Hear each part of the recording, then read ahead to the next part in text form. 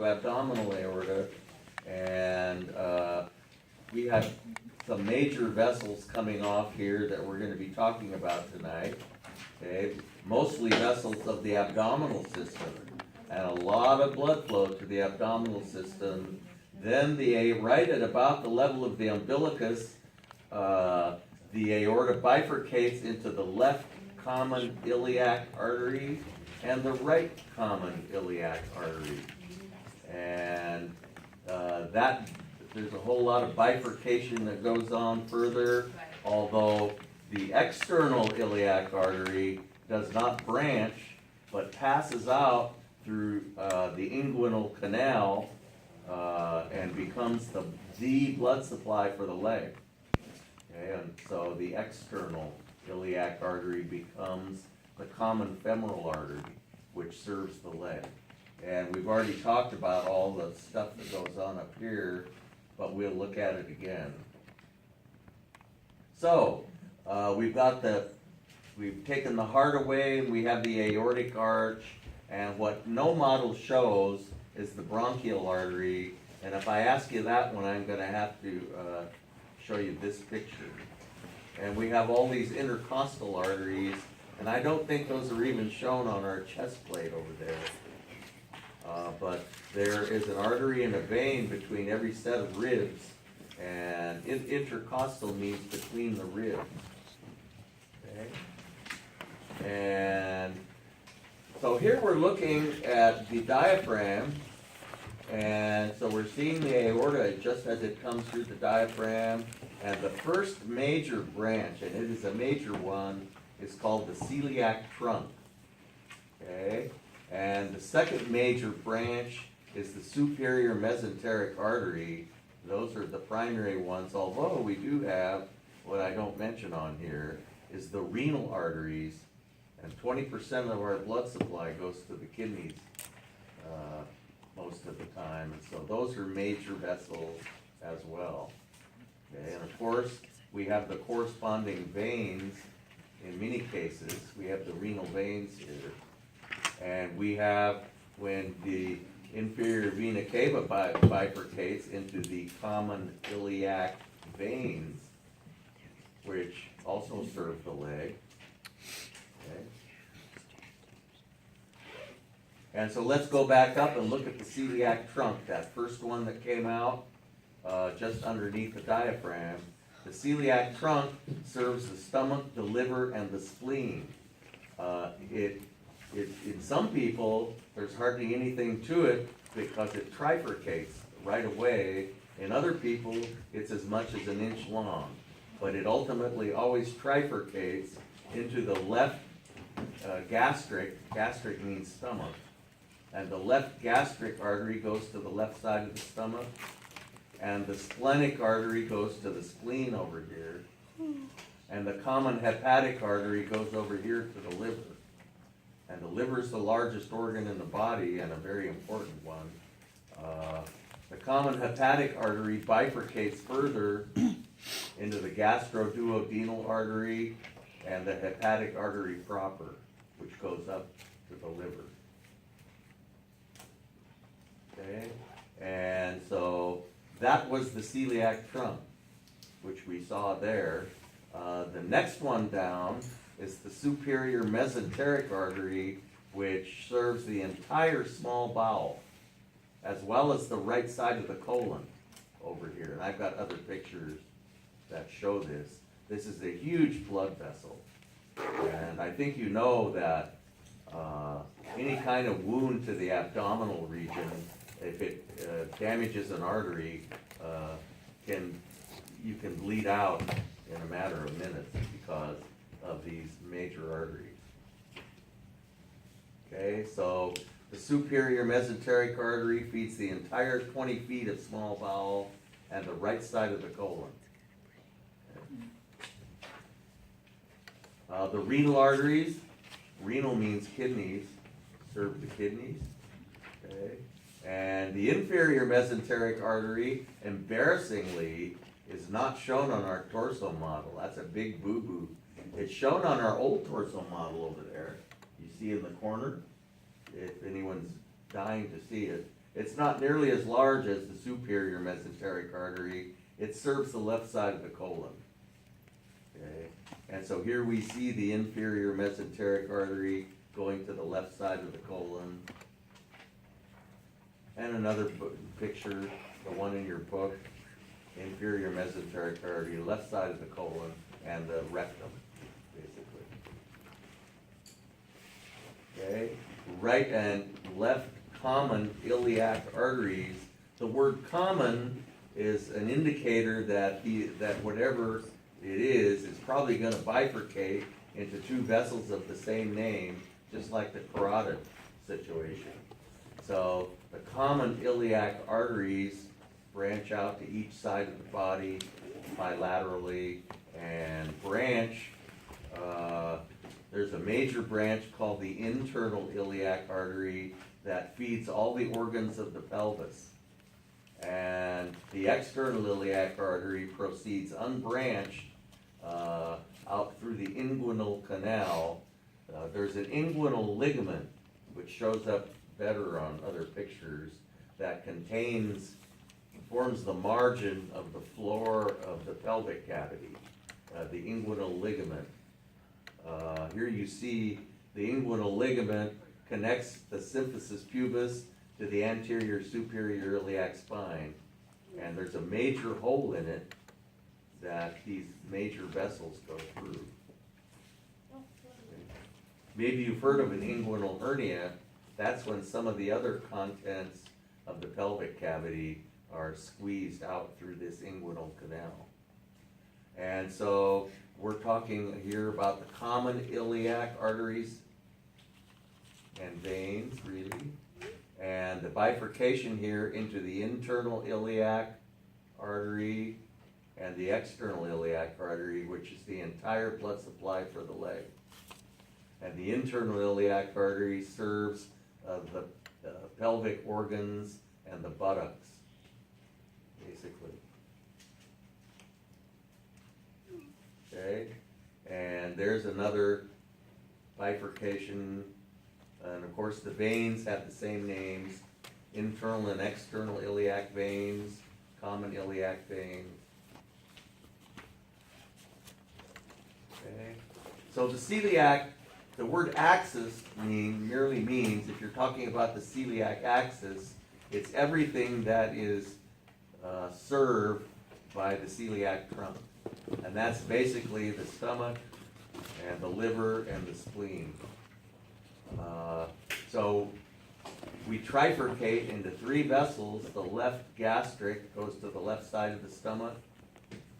Over here we have a much smaller vessel called the right gastric artery, goes to the right side of the stomach. Then we have the splenic artery, which goes to the spleen. And we have the common hepatic artery, which goes towards the liver on the right and the spleen on the left. The liver is so often not shown because otherwise it would cover up all the other stuff. The common hepatic artery bifurcates into the gastroduodenal artery and the hepatic artery proper, which carries the blood supply for the liver. Okay, and there we see it. The stomach has been lifted up so that it's inverted, but we see that the left gastric serves the left side of the stomach, and the right gastric serves the right side of the stomach. And splenic and common hepatic artery goes to the liver, which isn't shown. Okay, the veins that emanate from all the structures of the digestive system and the spleen come together to form the hepatic portal system. So all the junk from the spleen travels via the splenic vein, and all the waste products, all the waste blood, let's say, from the left side of the colon travels on the inferior vena or inferior mesenteric vein. And here we see the superior mesenteric vein that carries all the dietary things that we absorb from the small bowel, okay, which are numerous. And everything you ate And these all merge together into the hepatic portal vein, which enter the liver, and the duty of the liver is to take the bad stuff out of that blood and process it and put good stuff in. So the bad blood goes in, the junky blood, into the hepatic portal vein and comes out the top of the liver via the hepatic vein. When it comes out the top side of the liver, it's fit to be mixed with the other blood. So these are the components of the hepatic portal system. Okay? And these veins here. And I've got models which show this really well. And there's the flow of blood. Okay? And there's another picture which shows these three major veins coming together. Splenic vein, inferior mesenteric vein, and superior mesenteric vein. Okay, inside the pelvis, some of the branches that you can see on our models of the internal iliac artery, some of the branches you can see that will be lab words are the superior gluteal artery and the inferior gluteal artery, which basically feed the rather extensive muscles of the buttocks regions, the gluteus maximus and others. And then we have the obturator artery, which shows up on our models down here. But these vessels also feed all the other reproductive structures and urinary structures that are present in the pelvic cavity. Okay, arteries of the anterior thigh, so we're going to do the leg tonight. So we have a continuation of the external iliac artery as it comes out through the through that hole. It becomes, the external iliac artery becomes the common femoral artery. You could call it femoral or femoral. It then bifurcates into the profunda femoris, which is the deep femoral artery, and the superficial femoral artery. Branching off to the side, we have the lateral circumflex artery, which basically serves all the structures of the hip. And you have the ascending and descending branch of the lateral circumflex artery, which can fill up the whole line on your answer sheet. That's for sure. So this rather mediocre picture in your book that I wouldn't look at too hard, but we have good models. So there we see the inguinal ligament, and the external iliac artery becomes the common femoral artery, which quickly bifurcates into two really major arteries, but a bunch of other ones as well. Okay, and there's the lateral circumflex circulation, which shows up nicely on our models. Okay, and the superficial femoral artery passes through, dives deep, and passes through to the backside of the leg through the adductor hiatus, which is a hole in the adductor muscle. And as it comes out the backside, its name changes to the popliteal artery. The popliteal region is the backside of the knee. So here we see the backside of the knee and the popliteal artery and popliteal vein.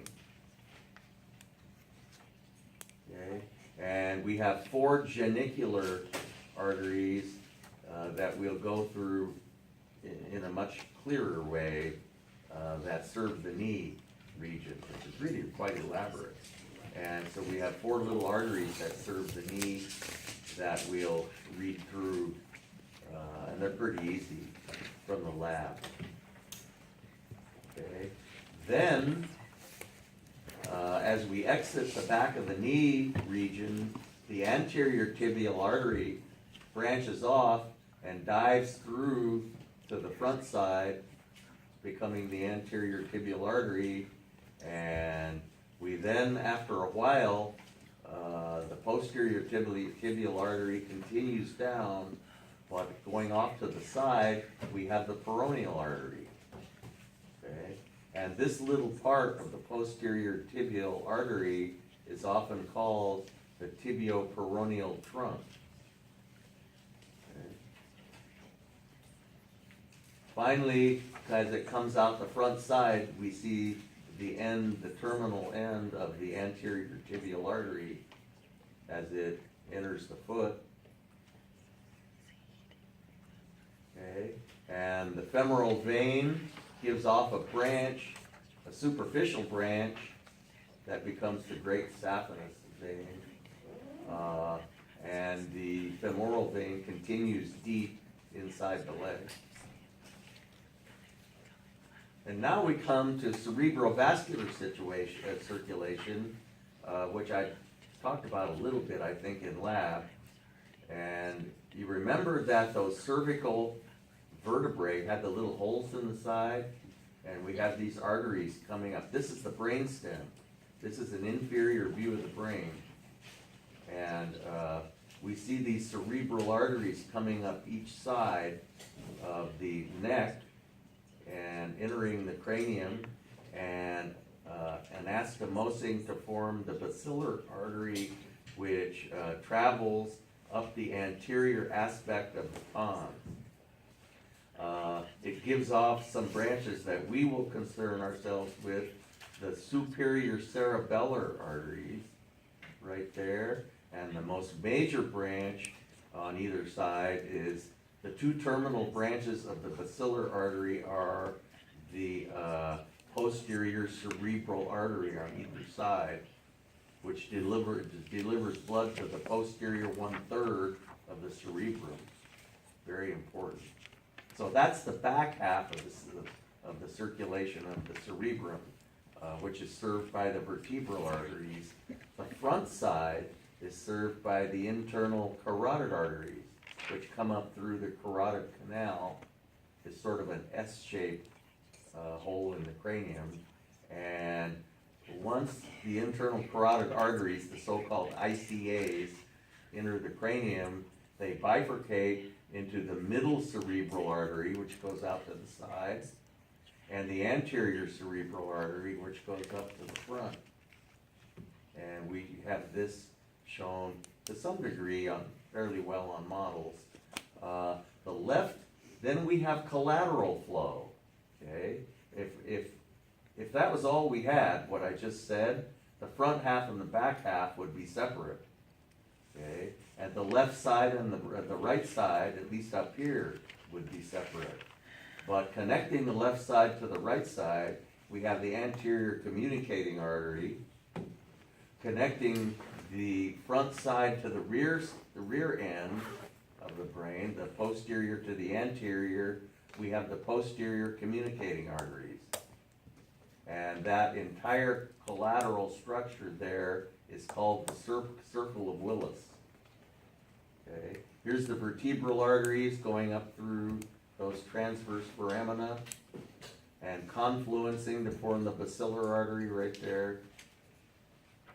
Here we see coming up the anterior side, we see the common carotid, and then the internal carotid enters this little S-shaped canal, the internal carotid artery, and bifurcates to form the anterior cerebral artery and the middle cerebral artery.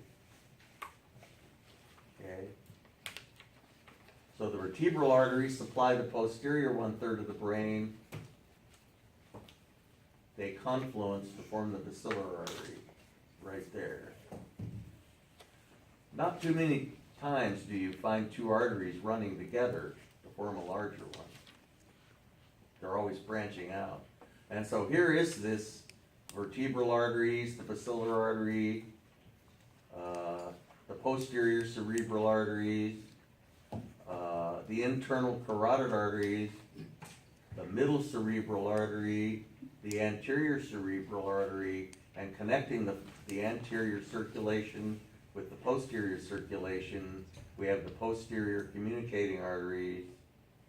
Connecting the right side to the left side, we have the anterior communicating artery. Okay, and there's another picture that shows the so-called circle of Willis. Okay. And this circle of Willis, right there, we have the optic chiasma of the two optic nerves, and we have the pituitary gland. This is an area that's rich in really important anatomy. The communicating arteries provide collateral flow between the anterior and posterior cerebrum. Unfortunately, only about 18% of the population has a perfectly formed circle of Willis, but most of us have at least some communicating arteries, which helps out a lot. Okay? So the ones in dark are pretty much the ones we gotta know. Although there's some others, we're learning the vertebral arteries, basilar artery. So where are the internal carotid arteries on this? You have to, kind of confusing, you have to remember this is an inferior view. We're looking at the brain from the bottom, and this is the brain stem as it comes up and attaches to the cerebrum. The internal carotid arteries are right there, and they're coming out at us. Okay? So we're looking at the floor of the brain here. And you can see where they come out. This is the pons, and you see this is the sphenoid bone, and a nice view of the holes that the internal carotid arteries, the foramina I should say, through which they exit. And here, pictures of the pons that we've seen before. This is the basilar artery, proceeding up the anterior pons. Okay. Another picture of basilar artery, you can see how large it is. And there's pons, vermis of the cerebellum. The internal carotid arteries provide blood flow to the anterior 2/3 of the cerebrum. And it's not uncommon for them to become occluded. That could happen at least on one side, and you would still probably live a somewhat compromised life because of those, if you had some communicating arteries that were functional. This is an arteriogram showing the internal carotid artery coming up through that carotid canal and bifurcating into the middle cerebral artery and the anterior cerebral artery. And it doesn't look like this person has, you don't see anything on the other side. They infused the contrast on just one side, but you'd expect maybe to see a communicating artery and a little bit of flow over there, and you don't see that. This is one of the vertebral arteries, and this is the basilar artery, and it is bifurcating into the two posterior cerebral arteries there. So those look reasonably good. Okay. So those are the arteries. Let's look at the veins, and the venous drainage is kind of interesting. The most major veins which drain the head are contained inside the dura mater. They're called dural sinuses because they're contained inside the dura mater. Here's a mid-sagittal view showing the superior sagittal sinus. Remember, this is where all those little arachnoid villi were. Okay? And this is where cerebrospinal fluid is returned to the blood, is in this superior sagittal sinus. Then we have down here is where all the sinuses come together, called the confluence of sinuses. This is the straight sinus, and coming up over the top of the corpus callosum, we have the inferior sagittal sinus. And coming out at us, we have the transverse sinus, which we'll see what happens to it. So here's a top view. Now we can see things we couldn't see in the other view, and vice versa. This is the confluence of sinuses. That's the straight sinus. This is the midline. This is either end of the superior sagittal sinus, which comes out at us and then goes back in there. then you can see the transverse sinus as it goes around each side, and then it turns an S and drops down, and it's called the sigmoid sinus. And the two sigmoid sinuses become the internal jugular veins. Okay? So you have a sigmoid sinus on each side. Okay? So those are the dural sinuses. So here are some, we've got inferior vena cava and the left and right common iliac arteries. And you see right there is the left common iliac artery, right common iliac artery, and inferior vena cava. Okay. So what's that? The umbilicus, your belly button. It's, remember we said that the aorta bifurcates roughly at the level of the umbilicus. So here we see the superior vena cava, okay, and the ascending and descending aorta. We've seen that one already. We had that one tonight, didn't we? Mm-hmm. Yeah. Okay. Then we see the internal jugular vein, which is just huge, and the external and internal carotid arteries, which are just deep to it on each side. Then we see the aortic arch, and this is the right brachiocephalic vein and the left brachiocephalic vein coming into it.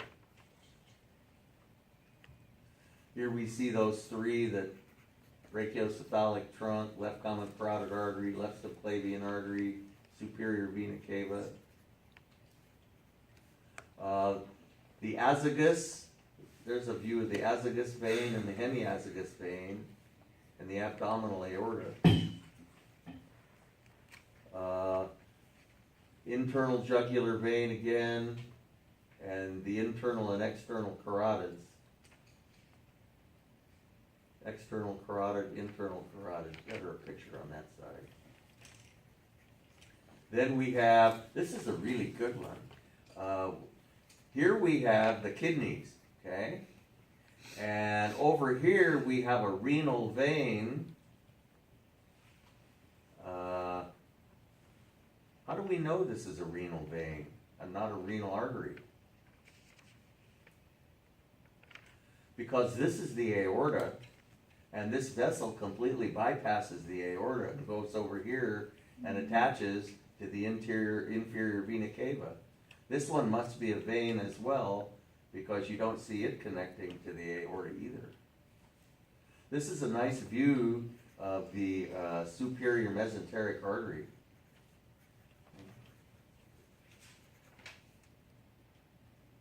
This is, I say, superior mesenteric artery, really isn't shown as well on this one. It's kind of not very well defined. The splenic vein runs along the back side of the pancreas. That's not really well defined. And it dumps into the hepatic portal vein, which is right there. But the splenic vein is rather characteristic. It's quite large and runs along the back side of the pancreas. Here we see pulmonary trunk coming out anteriorly, bifurcating into the left pulmonary artery and the right pulmonary artery. And remember that this is the right side of the patient, because these computed tomography views are viewing the patient from the feet up. It's an inferior view. Here we see abdominal aorta, and this is celiac trunk, and this is splenic artery going over here, spleen on the left, liver on the right. So over there is the spleen, splenic artery, celiac trunk, common hepatic artery.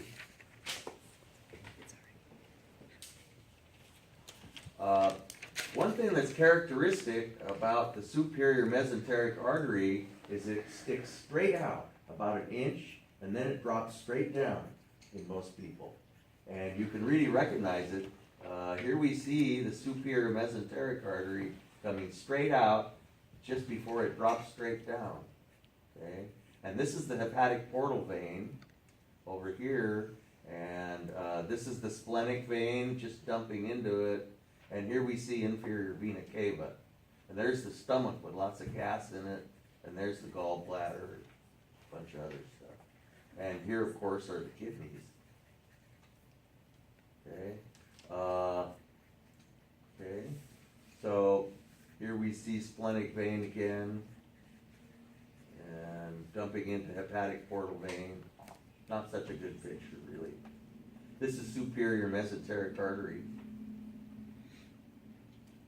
Here we see the superior mesenteric artery and vein. Which one is the vein? Superior mesenteric artery and the vein. Which one is the vein? The vein is always the larger one. So that's the superior mesenteric vein, and that's the superior mesenteric artery. Now this is an interesting picture. Here we see a renal vein, and here we see a renal artery. How do I know that? Because it connects to the... This one connects to the aorta. I know you were going to say that. And this one connects to the inferior vena cava. So you see the difference between a renal vein and a renal artery. Good answer, even though I interrupted. Okay, so we already named that one. What's that one? Superior vena cava. Superior vena cava. And how about that one? Ascending aorta, descending aorta. Good. So here we see an underside of the brain, the olfactory bulbs, but of note tonight is the basilar artery right there, as it proceeds up the anterior aspect of the pons. There's the pons. Basilar artery. Same one that's in your, or I guess it's the basilar vein. Pardon? Like the basilar vein that's in your arm? We don't have a basilar vein. Oh no, it was the... Yeah, we don't have a basilar vein. Basilic. Yeah. They're all Yeah, basilic, that's a good point though. Yeah. Yeah, basilic vein is that one on the inside of the arm. Yeah, I never thought about that. Okay. They must like run out of ideas how to... Yeah, you'd think so. And they just... So, out of this mess, this is an under view of side view of the brain. We'll sort of learn to pick this apart. And number 14, this is the basilar artery, goes up here, and number 15 on each side is the posterior cerebral artery. And so we see posterior cerebral, posterior cerebral. Then we see a posterior communicating artery on one side, but we don't see it on the other. So this